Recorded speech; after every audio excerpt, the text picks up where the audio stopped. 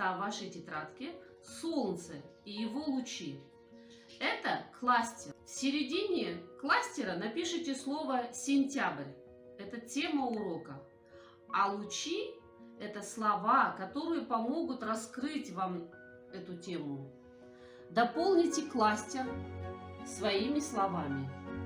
Например, сентябрь – это осень, сентябрь – это день знаний и так далее. Выполняем задание.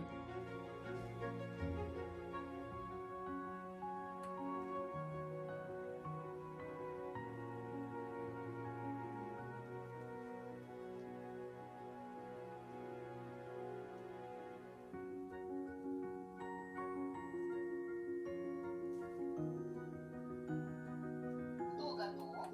Можете отвечать. Я готов, у всех правильно. Хорошо, Диас, пожалуйста, мы слушаем тебя. Сентябрь – это листопад, урожай, дождь, школа. Здорово. Правильно выполнил задание. Теперь мы с вами перейдем к чтению. На страничке 6 прочитаем осенние загадки и разгадаем их. Теперь мы с вами перейдем к чтению.